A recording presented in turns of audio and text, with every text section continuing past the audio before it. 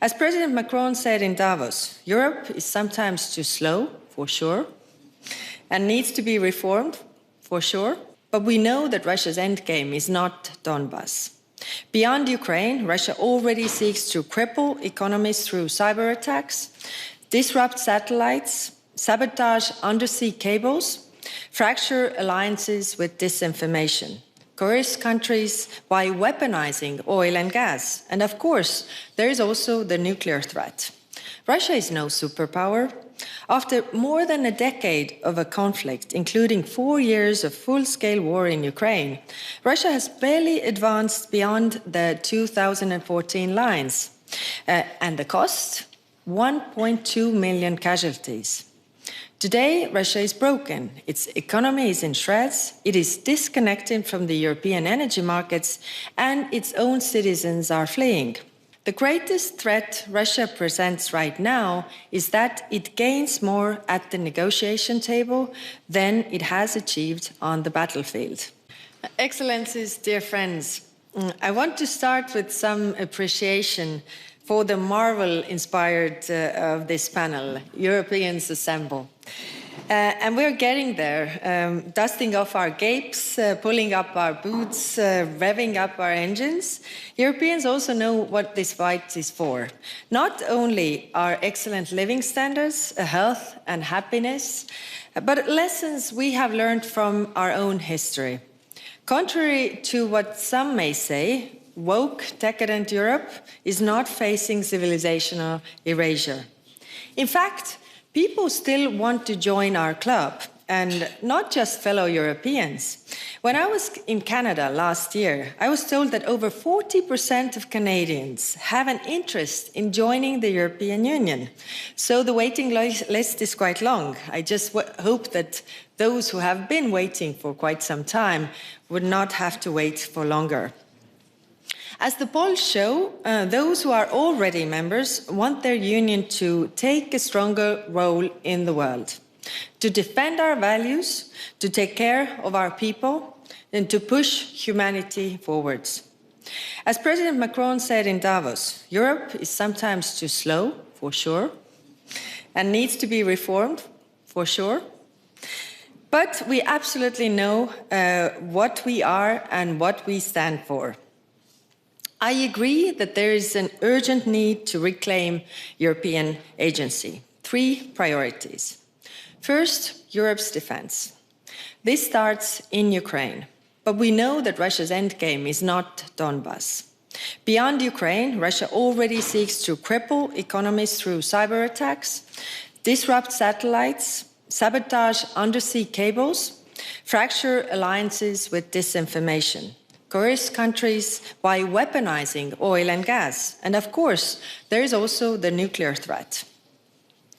To respond to these challenges in a coherent and systematic way, I'm working closely with Ursula von der Leyen on a new European security strategy. This strategy will address all dimensions of European security, from hard security and defense to economic security and preparedness. Because in today's world, security is indivisible. But let's be clear-eyed about Russia. Russia is no superpower. After more than a decade of a conflict, including 4 years of full-scale war in Ukraine, Russia has barely advanced beyond the 2014 lines. And the cost? 1.2 million casualties.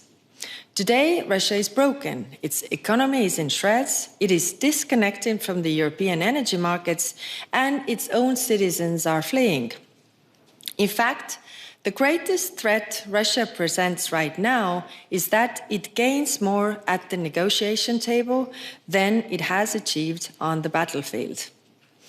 And on the topic of negotiations, what matters more than having a seat at the table is knowing what to ask when you are sitting there.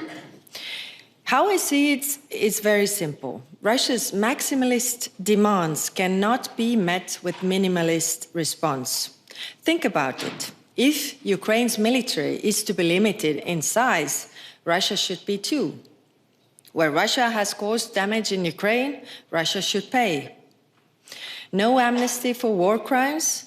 return of the Ukrainian deported children. This is really the very least Russia should agree if peace is Russia's goal. But as we suspect it is not Russia's goal, Europe is rearming and doing so together with our friends. The second priority is stability in the European neighborhood, East and South. This is where Europe has most agency. Our priority here is enlargement, the antidote to Russian imperialism. Since 1990, states that freed themselves from the Soviet domination and joined the European Union have grown more than twice as fast as Russia. In 1990, Russians were twice as rich as Poles. Today, Poles are roughly 70% richer than Russians. I also agree with the historian Timothy Snyder, who writes that European enlargement is vital for securing democracy and overcoming Europe's own imperial history. Today, enlargement is a geopolitical choice, and we must say yes. Our third priority is international partnerships. Take trade, for example.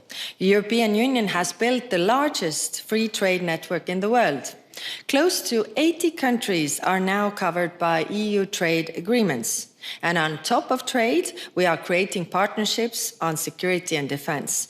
10 so far, including India and Australia this year alone. Countries want to diversify their partnerships to manage the risks in the rougher world, including a constant threat of tariffs. They want to find joint solutions to digital challenges from standards to semiconductors, because the vast majority of the countries also want the same thing: stability, growth, prosperity for their people. The best way to get there is to go together. To conclude, we hear the call to action, Europeans assemble, and let me take more inspiration from the Marvel universe. Heroes are made by the paths they choose, not the powers that they are graced with. Europe's path is clear: defend Europe, secure our neighborhood, and build partnerships across the globe. Subscribe to One India and never miss an update. Download the One India app now.